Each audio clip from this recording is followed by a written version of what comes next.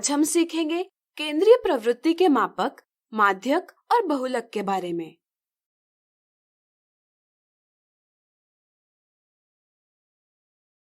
पिछले वीडियो में हमने माध्य और प्रसार की समझ बनाई। चलिए आज बहुलक और माध्यक की समझ बनाएं। माध्य की तरह बहुलक यानी मोड भी समूह का एक प्रतिनिधि मान है। मान लीजिए विराट के 7 पारियों के रन इस प्रकार है। चलिए मिलान चिन्हों यानी टैली मार्क्स की सहायता से विराट द्वारा बनाए गए रनों के लिए सारणी बनाएं।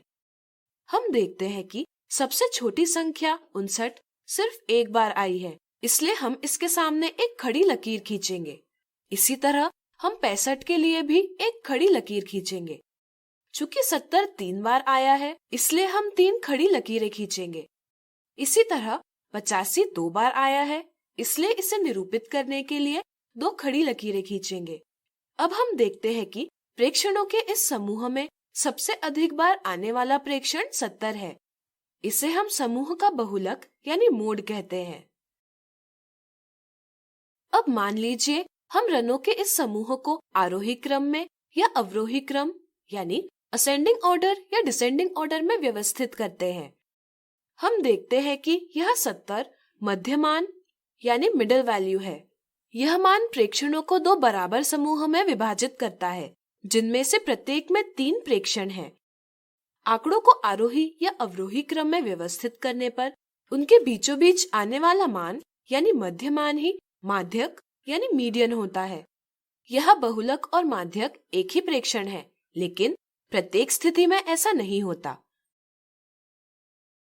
उदाहरण के लिए रोहित के कुछ पारियों में रन इस प्रकार है। यहाँ हम देखते हैं कि 35 सबसे अधिक 3 बार आया है, इसलिए इसे हम बहुलक कह सकते हैं।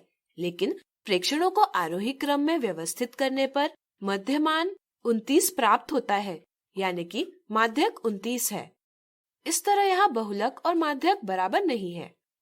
संख्याओं के इन समूहों में प्रेक्षणों की संख्या एक विषम संख्या यानी ऑड नंबर है, इसलिए इन्हें आरोही या अवरोही क्रम में व्यवस्थित करके बीचों बीच वाली संख्या के रूप में संख्याओं के समूह का माध्यक ज्ञात किया जा सकता है। जरा सोचिए, यदि प्रेक्षणों की संख्या सम होगी तो हम माध्यक कैसे पता करेंगे? सोचिए। चलिए हम बताते हैं।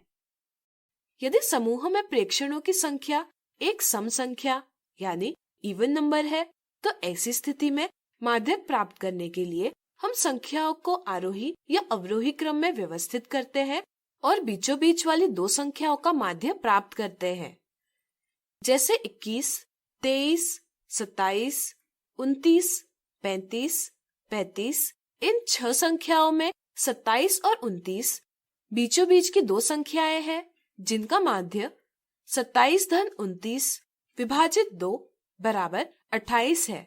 इसलिए इन संख्याओं का माध्यक 28 है। यह माध्यक 28 आंकड़ों का मध्यमान यानी मिडिल वैल्यू है। यह आंकड़ों में नहीं है, लेकिन यह आंकड़ों के समूह को 2 बराबर भागों में बांटता है। चलिए अब एक दिलचस्प उदाहरण देखें। एक गुब्बारे बेचने वाले द्वारा बेचे गए गुब्बारों का रंग और उनकी संख्या निम्नलिखित सारणी में दिखाई गई है। क्या आप बता सकते हैं कि यदि हमें ज्ञात करना हो कि उसे कौन से रंग के गुब्बारे ज्यादा खरीदने चाहिए, तो यह माध्य की समझ सहायता करेगी या बहुलक की? सोचिए। चलिए हम बताते हैं। माध्य प्राप्त करने पर हमें यह ज्ञात होगा कि दी गई समय सीमा में औसतन वह कितने गुब्बारे बेच रहा है, लेकिन इससे हम यह नहीं तय कर पाएंगे कि कौन से रंग के गुब्बारे उसे अधिक संख्या में लेने चाहिए। यहाँ हमें बहुलक की समझ सहायता करेगी। यहाँ सबसे अधिक उसने लाल रंग के गुब्बारे बेचे हैं, यानी कि बहुलक 25 है। इसलिए हम कह सकते हैं कि उसे लाल रंग के गुब्बारे अधिक खरीदने चाहिए, जिससे कि उसके पास लाल रंग के गुब्बारों की पर्याप्त संख्या हो। इस तरह से आवश्यकता के अनुसार हमें अलग अलग स्थितियों में अलग अलग प्रतिनिधि मान सहायता करते हैं। तो आज हमने सीखा केंद्रीय प्रवृत्ति के मापक, माध्यक और बहुलक के बारे में। अगले वीडियो में देखेंगे केंद्रीय प्रवृत्ति के मापकों से जुड़े कुछ दिलचस्प उदाहरण।